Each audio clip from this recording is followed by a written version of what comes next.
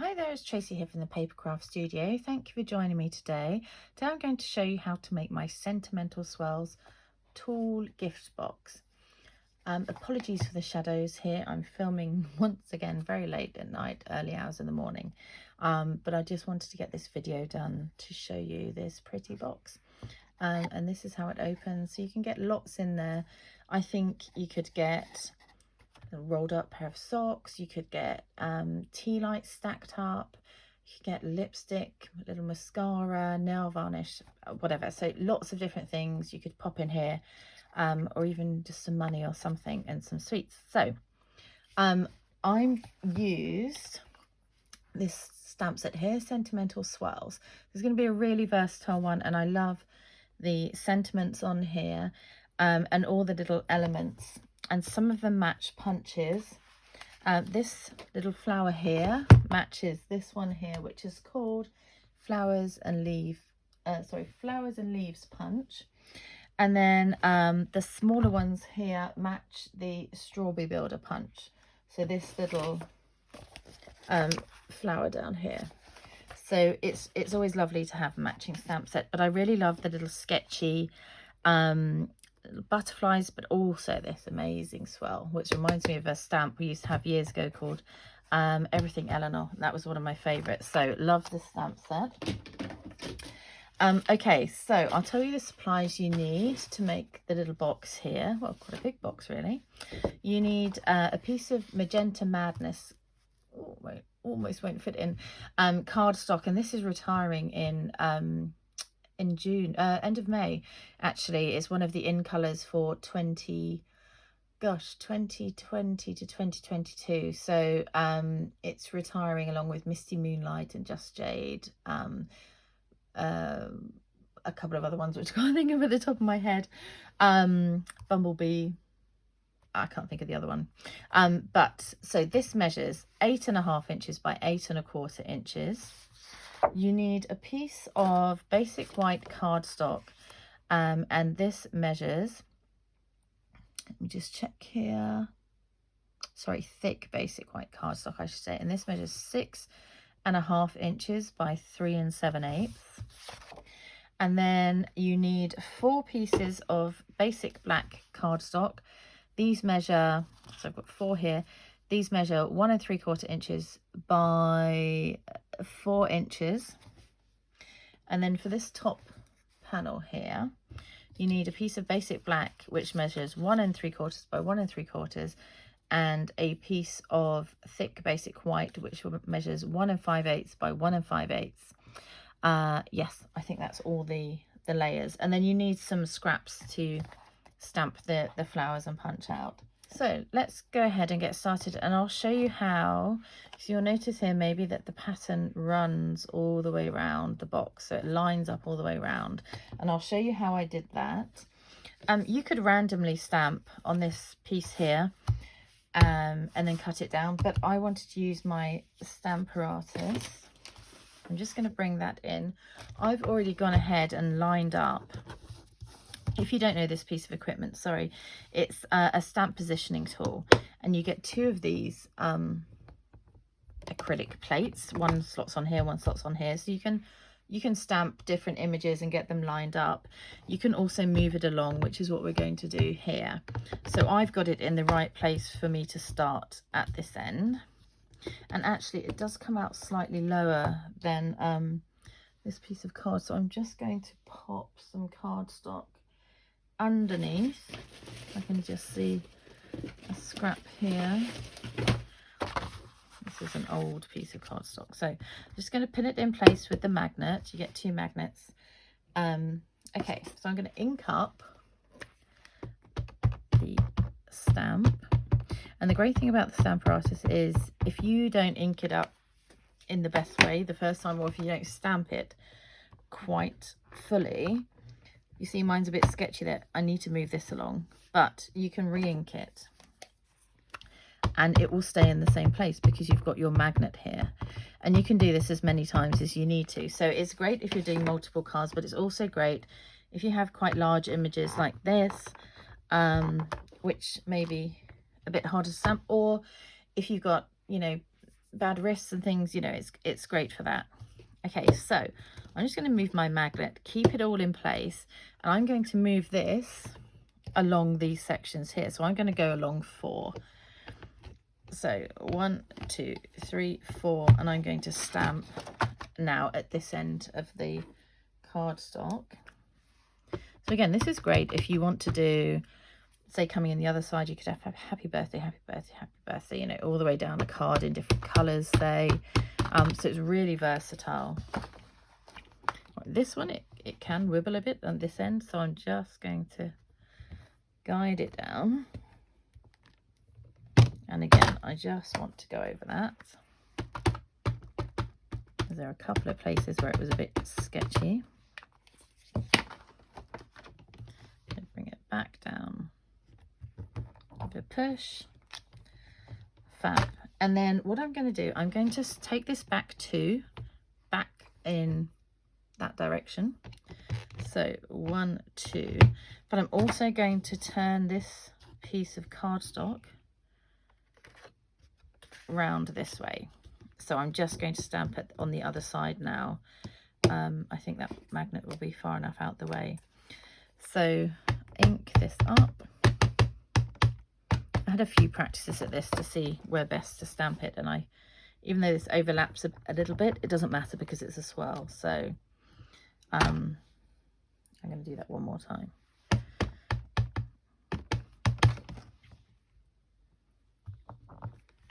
There we go, perfect. So pop the ink pad out of the way for a second.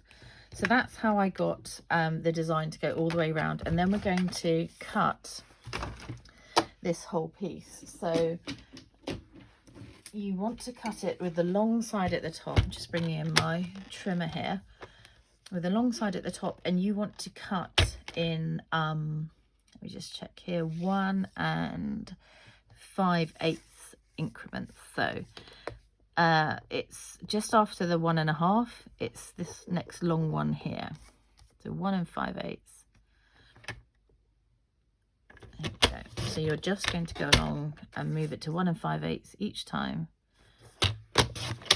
and just cut that, and that's how you get the pattern to go all the way around. You could have, of course, just randomly stamp on these individual pieces, but I just liked it flowing round. Okay. So now we've stamped those bits, we can add a little bit more detail as well. Because you can see here, I've popped a little bird and a butterfly, and on this side is a butterfly. In fact, all sides there's a butterfly, and I've left space for the flowers. So we're going to pop that detail in. So let's get the bird first, and I'm using just black ink again, Memento ink for these, and then I'm going to color them.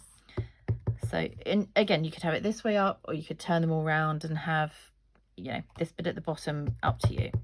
So without getting my head too far in shot, I'm just going to stamp him there. How cute is the bird? And then oh, the other thing is you get 2 of these actually, these little swirls, and they're great for filling in a bit of a gap here. So say like this bit, I might want another swirl on there, and do I want another one anywhere else?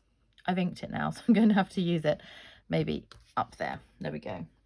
So I love that you can add those little details in as well. So let's add some butterflies. I'm going to pop one here. This one I wanted further down. Let's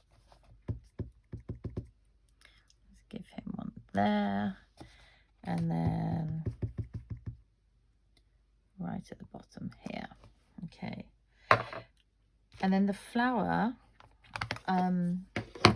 I've already gone ahead and stamped a few because, you know, you don't need to see me stamping them all, but let's stamp one more. And it's quite good here if you don't use too big a piece of cardstock, because it's going right to the bottom of the punch. So this piece is 1 1/4 inches this way. I'm just going to get the punch ready. I'm going to ink up the stamp. So you want to do it like this, with the kind of petals going diagonally. So stamp that one down.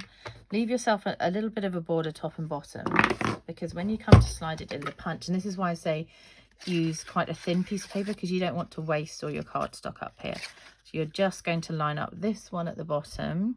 So it's got a bit of a border around, and then just give it a squeeze. And you will get a couple of extra bits still, but here we go. So these are my little flowers, and then I'm colouring them using blender pens, and these are great because you can use them on lots of different colors, and then they run run clear, and then you can start on the next color. So I'll just give you an example. So I've used Sahara sand here for the bird, and if you just give your ink pads a squeeze in the middle, you will get a little pool of ink here, and you can just collect some up and just do a little bit of coloring on here, and as the ink runs out, it'll get lighter on the bird, and then you can just grab a little bit more. There's probably, you know, people who are much better at colouring than me, but I'm doing a little bit for speed as well. So don't go over him too much because, or over any of them too much, because the cardstock can start to bobble a little bit. And then you just need to make sure it runs clear, and then you can go on to your next colour. Actually, one thing I didn't do, which I just want to do quickly as well, is do the top. And I just did a little few swirls and a butterfly on there. So let me just get that stamped quickly before I forget. So with this one, I just stamped quite randomly, and I kind of went off the side a little bit. I'm not really inking it up very well here. So some of them will disappear off the edge. I'm trying to make it look quite random. And then with the butterfly, to turn it around until you can find a little space, because we're going to put a flower on the other side, so you don't want to have him in the middle really. Okay, so so I've used Gorgeous Grape here, beautiful colour. So just going to come in and colour this one in, and if you get less ink on the brush, you know, you're going to have less colour on your flower. And you can make it so that it, you know, ends up with a gradient, but I quite like mine quite dark. And then I'm also going to do one for the top in this colour. I might just do the bases here and then let the colour run out a little bit so that it's a bit lighter at the top.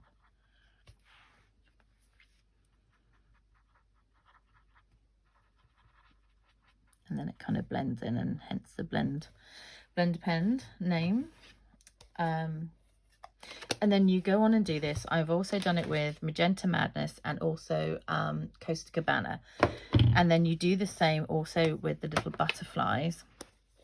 So I'm not going to sit and colour them all in front of you, because I'm sure that wouldn't make for very interesting. You don't even have to go to the edges. Look, you just sketch away.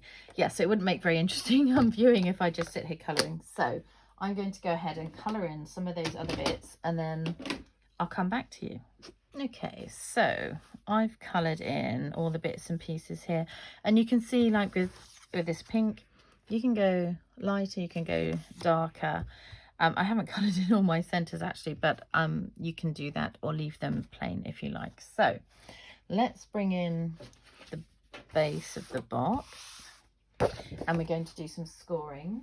So bring in my Simply Scores, and we're going to score on the 8.5 side. So they look very similar, so just check you've got the 8.5 side running along the top, and you're going to score at 2 inches, at 4, at 6, and at 8.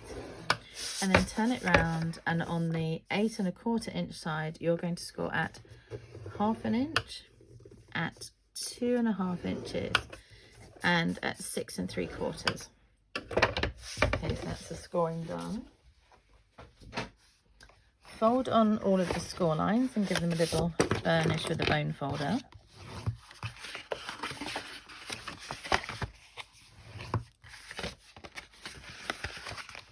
These sort of long, thin lines can be a bit more tricky. So just take your time and fold that one over. And fold this way as well. It's quite a big one to keep in shot, this. Yeah. Normally slightly smaller cardstock I'm working with. There we go. That's all of them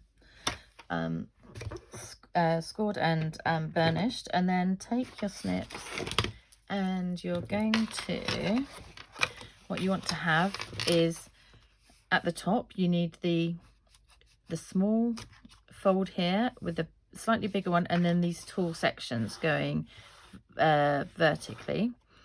And then you've got one small section at the bottom here. So small section, the long section, and then these two at the top. So this one with just one at the bottom is the bottom of the box. So you're going to cut straight up this score line and across and cut off this little rectangle on the edge. Okay, so that's the first section.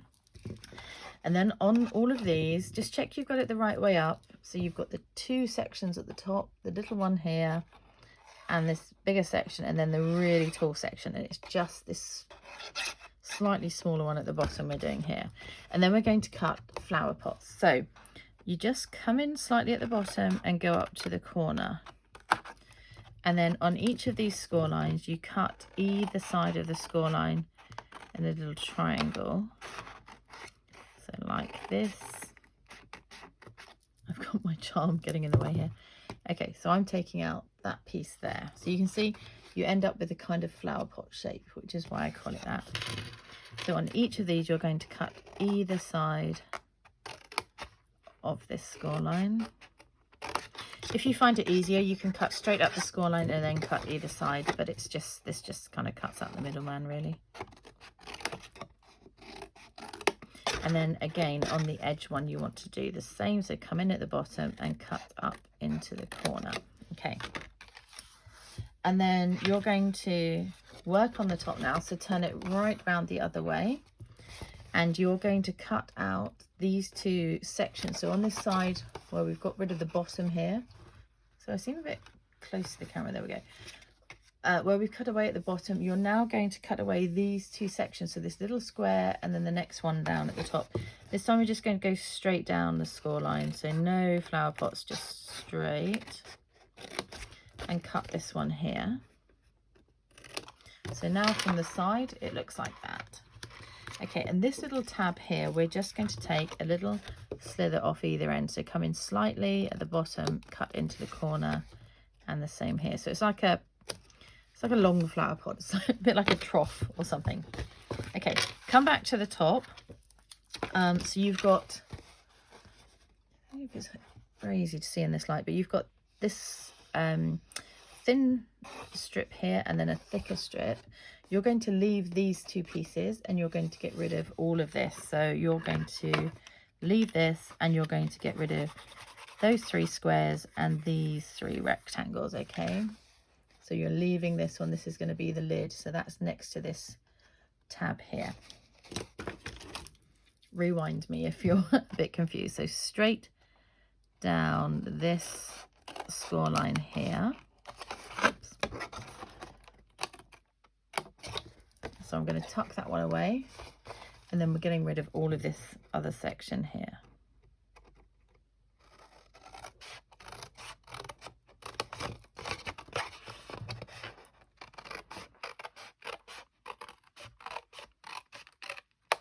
Okay, so you're left with this shape, hopefully. Okay, so you can decorate your box at this stage if you want to. So bear in mind, when you fold it round, the one opposite this big tab here is going to be the front of your box. So if from the kind of skinny tab end, so it's not this one, but the third one along. Okay, so that's going to be your main feature, I guess. So maybe I like it with the bird on the front. And then, like I say, these do line up, and I've just moved mine. So that's the next one over. This was the one next to it. And then this one really should go here, but it's going to go on the back. Okay, so the one with the lid is the back piece. Okay, so, but what we want to do is layer them on our basic black layers here. Okay, so stick those on first and then stick them onto the box. Okay, so I'm going to go ahead and do that. I may fast forward a little bit, but they're just going to be stuck on with glue, liquid glue. And I find this easier because then you can move it around if you're not great at lining it up. Maybe first time, a bit like me there, you've still got a little time to move that on the card. So there we go, happy with that one. So go along and layer up all of these onto your black layers.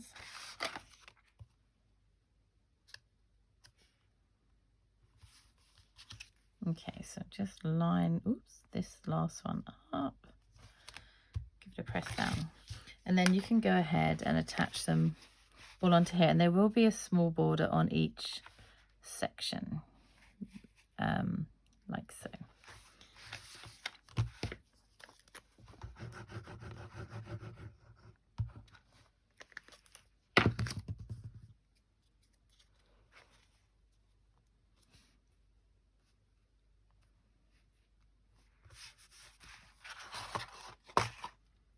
Okay, so last one goes in here.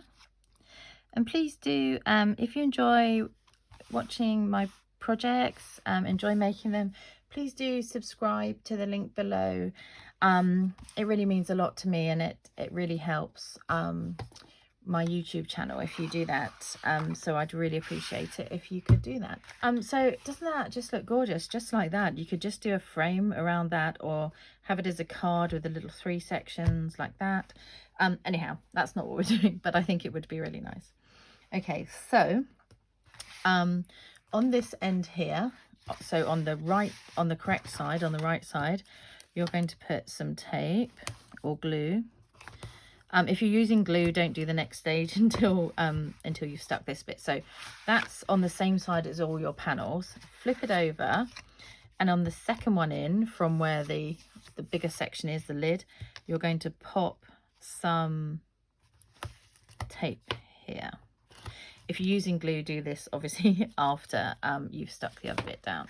So I always fold 2 pieces over. I'm going to do it from this way. So I fold this little tab and the next one over, because then when I peel this off, this one just flips over and that will stick in place there. So let's take this backing off, and then this will just line up there. And then at the bottom, I'll show you these tabs here. So you've got the one with your tape on, the one opposite, and then these 2. So these 2 go down first, then the one without tape, and then finally this one. If you were going to put something super heavy in, you might want to tape the other layers down as well. And then when you come to seal this, it will wiggle a bit because we've cut the flower pot. So just line it up into a square before sticking it down. And there you have it. And this should just slot in the top. If it's a bit tight, you can trim tinsy bit off either end, but don't go crazy because it will suddenly just become too big. I'm going to show you how I got the ribbon to go into the lid. Okay, so what I would do is build up your layer first. So you're going to stick your basic white layer onto the black square. I'm just using glue for this part.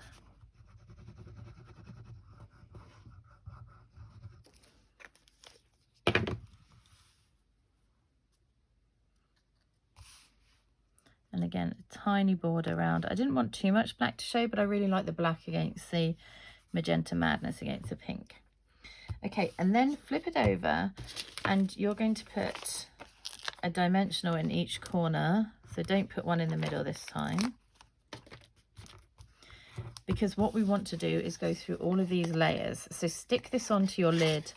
I'm going to have the butterfly on this side because I want the flower on this side. So take the backings off. And then line this up on your lid.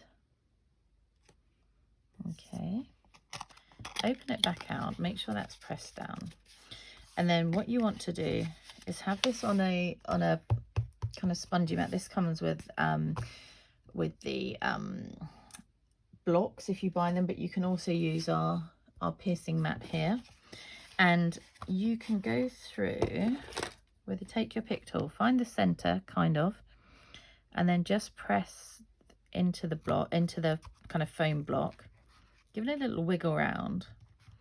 And then I want to make that hole a little bit bigger because I'm using the black organdy ribbon, the glitter ribbon, and it's quite stiff to get through. So use a stylus just to wiggle it around and make that hole a bit bigger. That should be fine. I'm just going to put this back in my class box before I forget to take it. Okay, and this piece. So now we have a hole going all the way through. And then you need a piece of black organdy glitter ribbon about 6.5 inches. Okay, so it's a nice sparkly one. You're going to just fold the ends over in half like this, and then you need to tie a knot in this. And the way I found easiest to do is hold on to the open ends, so you've got the loop here, and then just use the, sorry, I'm going to use my other hand here, use the loop to kind of tie a knot. So you're just tying, this is the loop here, still at the top, and I'm going to bring it back through this hole here. So I'm basically tying a knot before we put it through. So I'm holding on to the ends still, and leave as much of a loop at the top as you'd like. So you can sort of slide the knot down as you're pulling it. So I've still got my loop here. Oops, there we go. And then what we're going to do is feed it from the inside through to the outside. So if you kind of make a point in the corner of your ribbon, you should just be able to get enough through. If not, use a stylus. I think I've just put mine back, but there is one in the take your pick tool, and you can just push it through as well, so you get a bit coming through, and then you just grab the end. If you're doing this at home and you don't have a stylus, use something not too sharp, say a blunt pencil, you know, not blunt but not super sharp, because you don't want to go through the ribbon. But you see, then that's not going to pull through that hole. You can trim the ends off to make that a little bit neater inside. And then that's your mechanism for opening your box. Cute. And then finally, last thing to do is just to add your flowers. You could have taken much more time and made them look much more, much prettier than mine, and much more kind of gradient in colour, but I don't mind mine. I'm happy. So I'm going to bend the ends up slightly just to give them a bit more dimension, and then I'm going to pop a glue dot on the back of each one. So this one I'm going to pop, how did I do it there? I did it there. I might do it up here this time. Yeah, let's go up here. I don't want to hide all that swirl. Whoop. You can press it there. And then I didn't do one on the back, so I've got then my Costa Cabana one. Again, you can just pull the ends up. Costa Cabana is going to go with the bird here somewhere on that little swirl. And then I'm going to have another gorgeous grape one on the side. Of course, you could use whichever colours you like. You see, I've stamped that one before. So that's going to fill in this gap here. Whoops. And then not on the back, on the other side. Yeah, just checking which one it was. And I'm going to put this Magenta Madness one. Have I got one more glue dot I have on here? It's the end of my reel. Oh, come on. On the back-ish. And then this one's going to slide up here, I think, maybe towards the end of that little swirl. I don't want to crush my one on the other side. You could add these at a different stage if you wanted to, but how pretty is that? Love it. So this is my Sentimental Swirls toolbox. I hope you've enjoyed making this. Take care. See you soon. Bye.